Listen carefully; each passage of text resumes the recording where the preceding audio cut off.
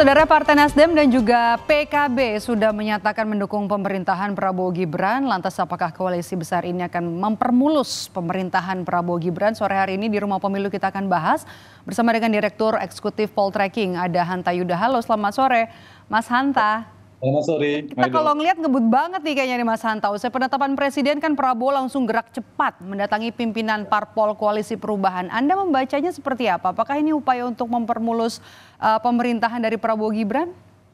Iya, intensitas pertemuan, komunikasi, lobby, dan negosiasi politik antar elit politik sepertinya semakin naik ya, meninggi intensitasnya. Itu karena dari sisi Prabowo, betul ada kebutuhan yang relatif cukup mendesak, mengingat kekuatan parlemen pendukung Prabowo Gibran ini tidak sampai 50%. Jadi Partai Gerindra, Golkar, Demokrat, dan PAN itu total kursi di parlemen menguasai 48%. Nah, kalau ini yang baru 48% dalam konteks relasi hubungan eksekutif legislatif dalam sistem pemerintahan kita, Presiden kesulitan menjalankan pemerintahan untuk menyukseskan agenda pemerintahannya, untuk melancarkan proposal-proposal untuk menunaikan janji-janji kampanyenya kesulitan karena tidak mendapatkan paling tidak simple majority atau mayoritas sederhana di parlemen tidak cukup. Nah, ini yang membuat barangkali Prabowo Gibran, terutama Pak Prabowo, cepat sekali harus segera melakukan beberapa langkah politik dalam rangka melakukan hal tadi. Tentu pasti secara normatif mengatakan untuk membangun yang dibangun adalah narasi rekonsiliasi, untuk mengajak semuanya menyelesaikan kontestasi pilpres sudah selesai. Itu pesan rekonsiliasi ke publik, itu pasti tujuan. Tapi lebih jauh dari itu, pastilah target yang dibidik oleh Prabowo adalah untuk memperbesar dan memperkuat barisan koalisi pendukung pemerintah seperti saya katakan tadi. 48% kalau ditambah Partai Nasdem itu sudah 60. Apalagi ditambah PKB kemungkinan akan bergabung itu sudah 72%. Ini sudah besar, kebesaran sebenarnya sudah lebih dari cukup. Nah, kalau ditambah PKS lebih besar lagi, apalagi PD Perjuangan, dan harapan saya PKS dan PD Perjuangan tinggal di luar. Nah, ditambah satu lagi, Prabowo kepentingannya adalah untuk mengelola bandul koalisi. Jadi antar partai itu harus ada titik keseimbangan, tidak yang paling dominan. Tokoh-tokoh, aktor penting, veto player, orang-orang figur sentral di partai politik, itu kan ada SBY, ada Jokowi. Nah, kalau ditambah ada Surya Paloh dan sebagainya, nah itu bisa saling mengimbangi. Nah, kalau ternyata saling mengimbangi tidak ada yang paling dominan, maka Prabowo yang paling dominan.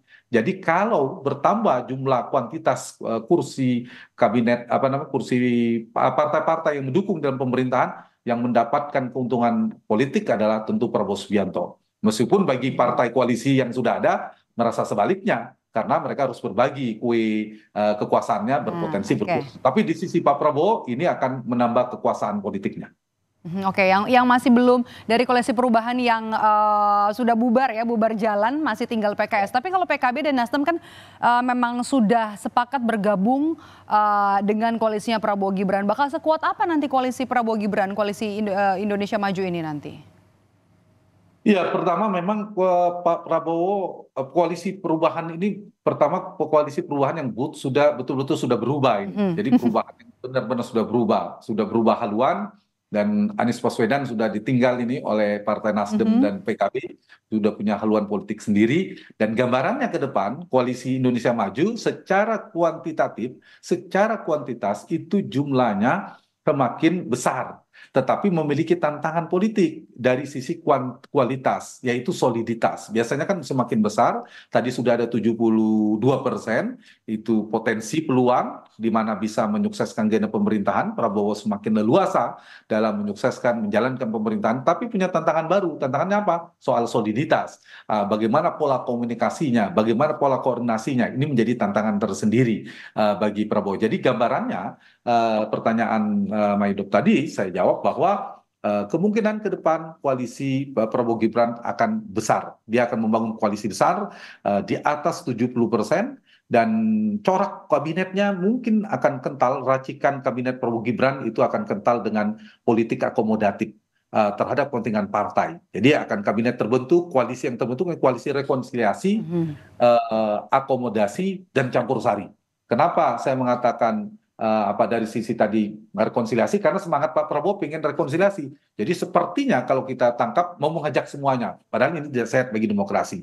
Kenapa akomodasinya sangat tinggi? Kelihatan kita akan lihat nanti, dugaan saya partai-partai, menteri-menteri yang berasal di partai politik relatif banyak. Mungkin bisa jadi melebihi Pak Jokowi di periode pertamanya hanya 16 orang. Oke. Dugaan saya ini akan lebih dari 16, bisa jadi 20 atau lebih. Nah, Oke. itu yang akomodatif dan implikasinya campur sari. Campur sari artinya pelangi berbagai macam warna kepentingan partai bersama. Nah, karena banyak kepentingan yang berseliweran, banyak kepentingan yang berkelindan, banyak kepentingan yang bertemu, maka peluangnya semakin besar karena semakin kuat, tapi juga tantangannya soal soliditasnya, Oke. kemampuan mengelola bandul koalisi, komunikasi itu menjadi Nah, tantangan tersendiri. karena Mas Hanta juga sudah menyinggung soal pemerintahan, kan kita lihat ya eranya Pak SBY kala itu kekuatan oposisi dan juga kekuatan koalisi ini cukup seimbang. Nah, kalau dibandingkan dengan pemerintahan 2 periode dari Pak Jokowi nih, dari Joko Widodo, dari Presiden Jokowi, Anda melihat 10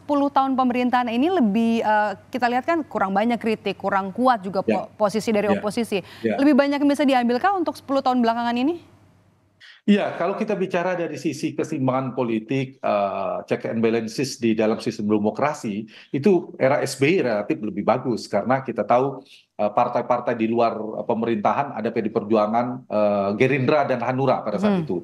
Gerindra dan PD Perjuangan itu menjalankan pesan fungsi-fungsi kritis, fungsi-fungsi penyeimbang, kontrolnya relatif kuat. Apalagi ditambah ini Medok, partai mitra koalisinya SBY pada saat itu, kita review sedikit ya, yaitu PKS dan Golkar itu menjalankan politik dua kaki. Dia berkoalisi di pemerintahan, punya menteri, tapi di saat sama mereka kerap beroposisi di parlemen, kan dinamis kan. Kadang Pak SBY hampir terserimpung oleh manuver partai politik di parlemen. Beda dengan Pak Jokowi.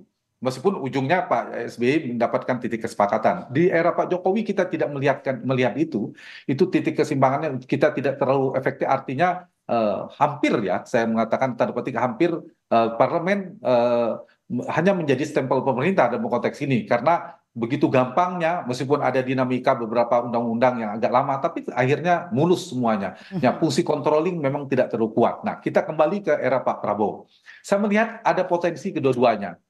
Kalau kita lihat dari jumlah, kalau dari jumlah Medok, itu ada potensi seperti Pak Jokowi. Karena apa? Karena besar, kebesaran, sehingga kontrol di parlemen tidak begitu kuat. Tapi jangan lupa, kalau sekiranya PDI Perjuangan per hari ini itu tidak ada tanda hilal politik untuk bergabung pemerintahan, saya melihat check and balancesnya akan lebih baik dibandingkan era Jokowi. Karena ada faktor apa? Faktor PDI Perjuangan. Dan PDIP ini selain daerah politiknya kuat, dia punya pengalaman kepiawaian 10 tahun di luar pemerintahan ya, oke. Dinamika tanda petik dendam politik maka akan dinamis. Ditambah kalau PKS tidak jadi bergabung, maka PDIP dan PKS kita berharap menjadi penyeimbang di pemerintahan. Jadi mungkin meskipun tidak sedinamis manuvernya kencang seperti era SBY, tapi tidak juga seperti di era Jokowi. Jadi kalau terlalu kuat legislatif itu kan tidak bagus. Akan polanya konfrontatif antara eksekutif dan legislatif, sulit mengambil keputusan. Tapi kalau terlalu kuat di eksekutif, legislatif lalu ini polanya bukan konfrontatif tapi berpotensi kolutif, juga tidak sehat secara demokrasi.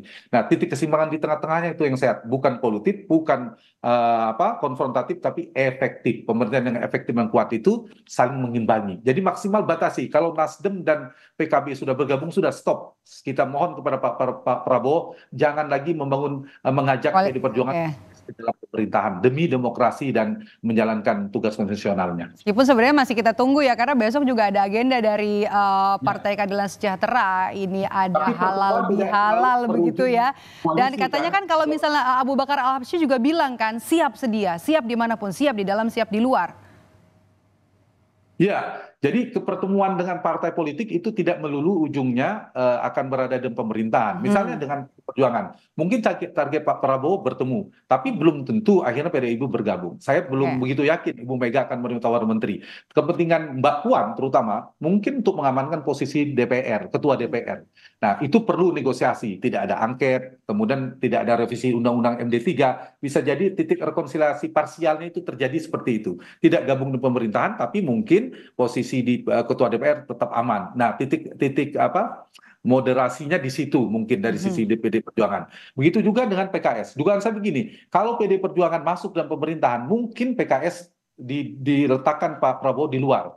Kan bayangkan kalau semua 100% masuk dalam pemerintahan, mungkin PKS di luar. Tapi kalau PD Perjuangan mantap di luar, nah ini masih 50-50. Mungkin ada potensi PKS juga diajak oleh apa namanya, oleh Prabowo, dan sebagaimana putusan PKS juga saya kira pada posisi menunggu, jangan-jangan sedang menunggu kalau ditawarin juga bergabung. Tapi di sisi saya berharap PKS dan PD Perjuangan di luar pemerintahan. Kekuatan 30% ini kita harapkan 28 ya, untuk mengimbangi jalannya pemerintahan ke depan, untuk mengontrol, memberikan perjalanan pemerintahan dikontrol secara kritis oleh PD Perjuangan dan PKS, karena punya DNA politik, pengalaman cukup lama. PKS di 10 tahun pemerintahan Jokowi sebagai posisi, PDIP di pemerintahan SBY juga 10 tahun sebagai posisi, itu menjadi modal untuk membuat jalannya koridor demokrasi presidensial kita berimbang. Itu harapannya tentunya. Kita kembali bahas soal kemungkinan partai politik yang berdiri dua kaki, Mas Hanta. Ini kemungkinan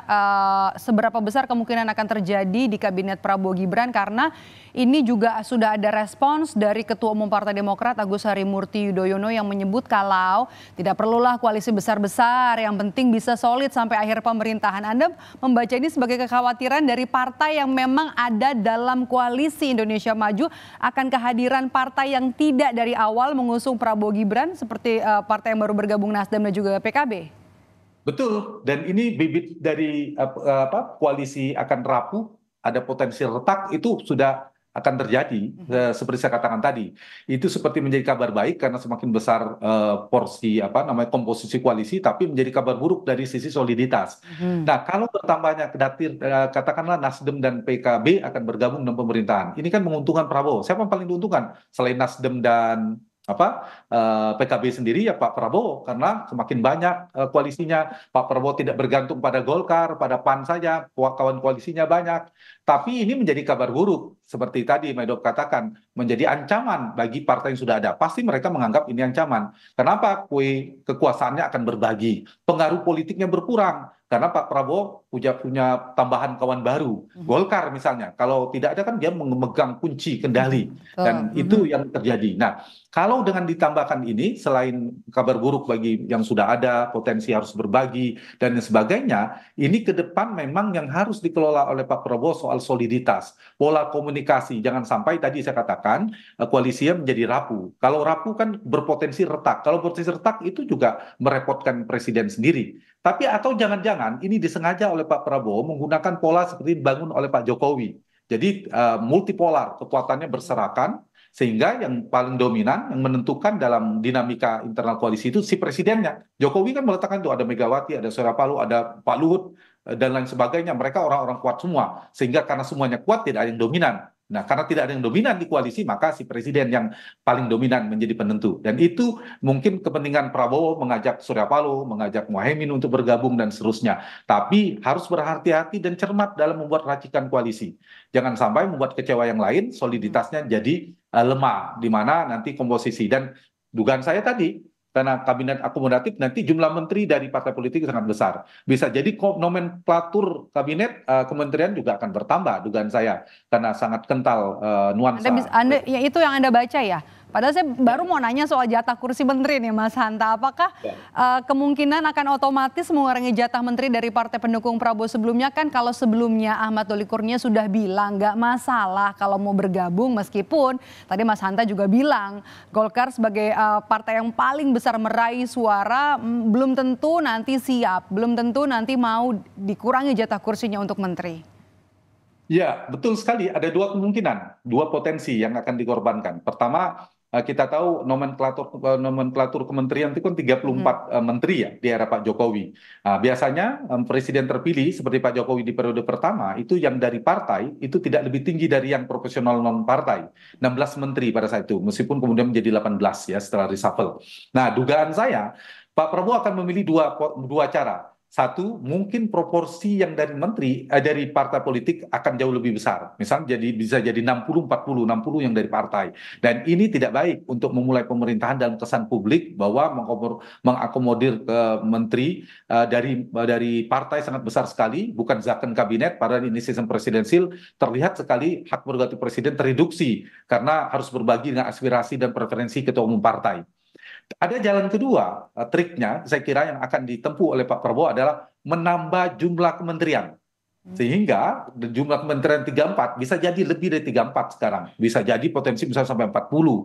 Nah, itu juga belum tentu efektif karena semakin besar, semakin gemuk, semakin tidak efektif nanti. Nah, kalau itu yang terjadi kan sehingga ada ruang 20 kuota, 20 posisi menteri yang bisa dibagikan kepada partai politik. Misalnya 20 saja, kita bikin simulasi sekilas proporsi indikasi atau apa ya, alat ukur indikator untuk membagi ke partai itu biasanya kan dua, kursi dan kontribusi. Seperti tadi Maidop katakan juga. Soal kursi misalnya Golkar merasa paling besar kursinya parlemen pasti paling banyak.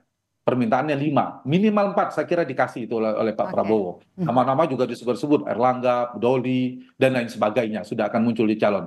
Kemudian Gerindra mungkin bisa dikorbankan, bukan dikorbankan, istilahnya Pak Prabowo akan mengurangi jatah Gerindra. Pak Prabowo bisa masuk pada non partai tapi orang Prabowo Subianto itu bisa. Nah mungkin juga dari sisi PAN minta akan 3 akan dikasih. Demokrat 3 minimal 2. Nah partai baru nih kemungkinan 2 permintaannya Nasdem dan PKB. Nah kalau dijumlahkan belum lagi PBB minta 1 kursi misalnya, kemudian PSI 1 yang non partai itu udah 20 kalau dihitung, coba dihitung Maidop. Nah ini yang saya kira akan merepotkan, menimbulkan kerumitan. Hitung-hitungannya bakal lebih ribet ya nanti ya Mas Hanta. Mas Hanta terakhir singkat saja, tancap gas yang dilakukan dengan politik merangkulnya Prabowo Subianto apakah harus direm sekarang karena sudah cukup, sudah terlalu besar koalisinya, apakah masih bisa terus berlanjut menggait PKS? Singkat saja Mas Hanta. Kalau saya cukup, saya termasuk yang meminta, kita berharap Pak Prabowo menahan keinginan hasrat politik untuk mengajak semuanya. Rekonsiliasi oke, tapi diajak cukup sampai PKB dan Nasdem saja. Ini sudah 72%, sudah besar bahkan kebesaran. Pikirkan soliditasnya, ini hanya instrumen, cari soliditasnya. Setelah ini fokus untuk menunaikan janji kampanyenya, untuk proposal kebijakan ke depan untuk lebih sukses sesuai untuk menyenangkan rakyat dan seterusnya. Jadi perhatikan juga soliditas koalisinya.